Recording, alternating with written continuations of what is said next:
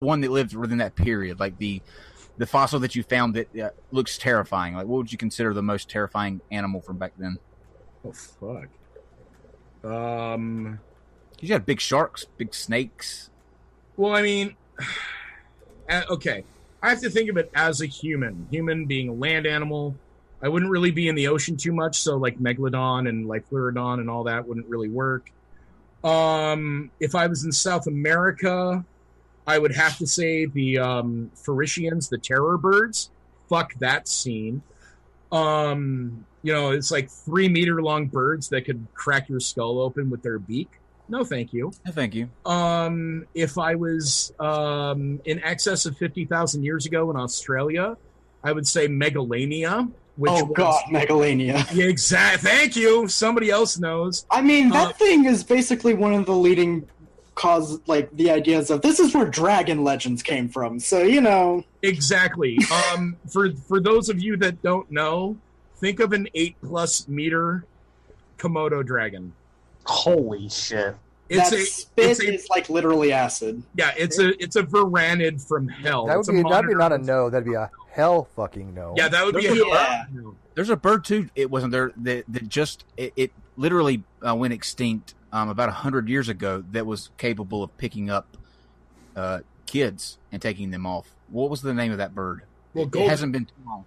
I mean, golden eagles technically can still do that. There was an eagle in New Zealand that was huge and probably ate moas and things like that. Yeah, that's extinct. Moas were pretty freaky as well. But eagle was I forget the wingspan on it rather than the name, but it was a New Zealand eagle that was extinct. But, yeah, it was. But all those animals, all those scary animals. Not to be dramatic or anything, we're no match for people. Right. Yeah, and that's like in Australia, those big varanids and stuff went extinct once people got to Australia. People are the most dangerous animals on the planet. People got to Australia and lit it on fire. Yep. And changed the landscape. Yeah. It's amazing. Yeah, fire. Yeah, we do not have 100% solid proof that humans were responsible for the extinction of mammoths or mastodons or giant ground sloths or anything like that.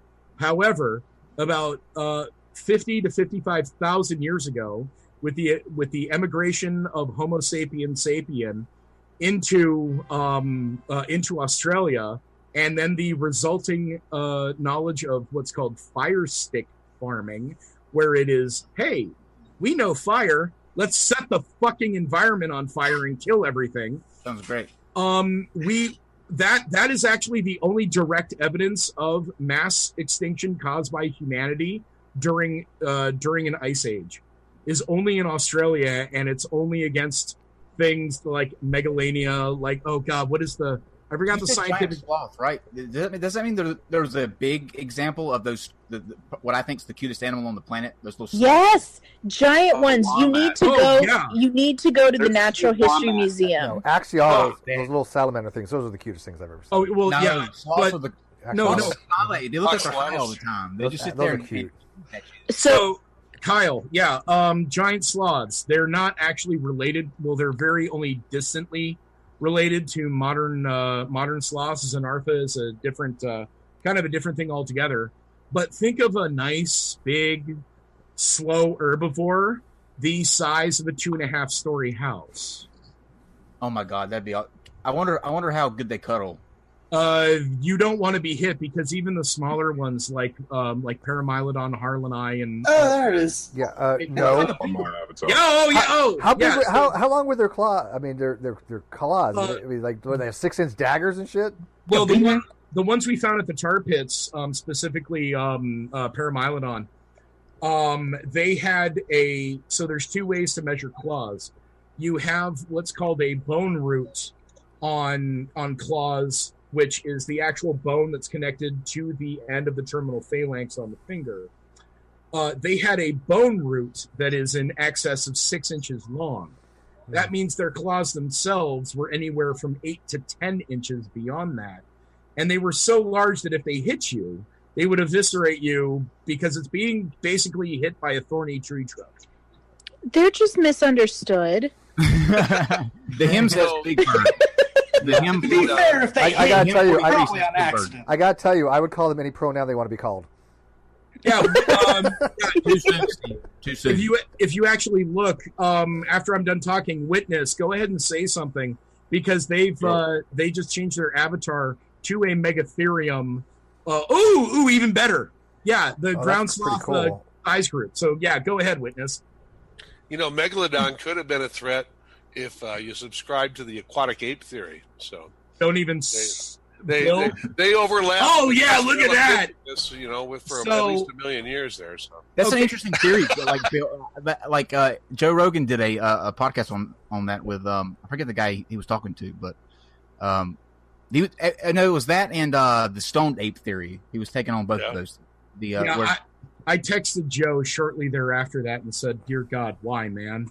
So what's the stone ape thing? That apes or our distant cousins got a hold of psychedelics, and that's how consciousness and awareness was able to come into play. Literally. So that's the joke. It unlocked something in our minds for us to be able to. They became one with the universe. They become shamanistic. Right. But it has to be psychedelics and not something like mass protein ingestion. What the hell is that Megatherium? That thing's like a giant rodent, man. It looks like it's like a rat that's on supersized pills. Megatherium and Erematherium are two of the absolute largest sloths that have ever been. Hell no. Now, if you look to the say right, that they were the first woke people. They were the first flat earthers, too. Where are we gonna find woke sapien? Woke sapien. There we go. Yeah, Homo awoke. That's transhumanism. It's gonna be Homo awoke. Trevor, have you heard anything about sloth burrows in South America? I heard something about that about 2 years ago. Now they think they have found burrowing, actually trace fossils of sloth burrows. Yeah, I've heard that a couple times. It may be some of the smaller sloth species. Yeah. Because, if Megatherium was making burrows, it would probably be like a grand excavation akin to a hydraulic shovel. But I don't see things like, Harmalops and everything like that possibly not making burrows or possibly making burrows, because burrows are a completely beautiful way in order to maintain your body temperature, maintain safety. Even some avian species burrow, like burrowing owls in the desert Southwest. I'm personally. Well, they don't make their own burrows. They steal. They find existing ones like snake burrows. Burrowing owls. There aren't any birds that excavate their own burrows. Yeah, absolutely. Thank you, Dr. Mays. I needed that correction. Thank you very much. But there are. I don't see why they wouldn't. But the weird thing is, they're only of the smaller sloth species, which, I don't.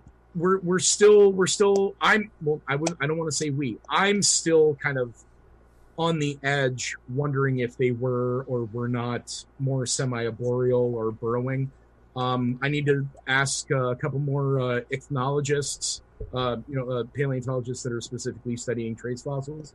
Right. And I need to see a little bit more paper on that personally, but I think it's kind of a badass idea that, dawn breaks in the early, in the Bolivian aspect of the Pleistocene, and all of a sudden this fucking weird ass thing that walks on the sides of its feet, crawls out and goes, "Well, what treason am I going to eat today?" I mean, that's kind of rad, actually, that you have this. There were aquatic sloths too. I mean, yes, yeah. Absolutely. Yeah. It goes weird shit, but I mean, even though we have modern day analogs to a lot of Pleistocene animals, we still make assumptions on how they would have acted. The La Brea tar pits, I used to be the lab manager there for 5 years. Oh wow! And we had all sorts of ideas come through. Especially about saber-toothed cats, because we weren't exactly sure on why a felid would have 9-inch long incisors. And I am not joking. One person, he will remain nameless, because I don't want this to go any further. But they considered that they actually use those to climb trees and then use them and then use in an elevated position as an ambush point. So, yeah. The claws. No. The teeth. No. Like a lumberjack, like putting stuff. Right, I get that, but they have claws. Yeah, well, yeah, but I mean, you would think, yeah, sure. Okay, which is worse? Which is worse, that or thinking that, because we have somebody in our community that thought this. Maybe you guys might guess who this is. They thought that snakes have fangs that before they fall, they use those fangs to like eat apples and suck the juice out. Stop it! I am not making this shit up. Kyle, you need to get him on the show. No. Does anybody know who posited that particular creative theory? No. Is it Edgar? Not Edgar, no. But you're in the realm. Nephilim free? Yes. Yes, the winner. Of course, it's Nephilim free. By the way, Mike Dubois says that Haast's eagle is the bird that ate the moa. Yes. Thank you. Haast's eagle. Thank you. Hey, while we're in like a little bit of lull, I paused watching Bachelor in Paradise to come hang out for a few, but like I really need to get back to my show, y'all. Get out of here. That's fair. What the fuck is Bachelor in Paradise? We'll Shut up. You guys are busy reading about dinosaurs and shit. Let me watch my reality TV. Leave me alone. Her admirer left now. She's leaving at the same time. I don't know with Dr. Kroon on Thursday, where we will be talking about exoplanets. He works at Yes. I can't wait for that. I'm so excited. Yes. We'll be learning about Drake's equation and the probability of life on other planets in not a tinfoil hat way, in a actual scientific way, and the exoplanets that they've discovered in the nearest. I guess the nearest galaxies to us. Yeah. This kind of makes it sound like I'm going to have to do a little bit of research or something. Wait, so they've discovered exoplanets in Andromeda? I couldn't tell you. I don't know. To be honest with you, that's what he's coming to talk about. It's the nearest galaxy, so I would assume. Well, it's not. There's actually a galaxy closer, but that's Yeah, the I nearest spiral. I think he just means the nearest exoplanets to us in the various galaxies. Is what I would mention. Okay.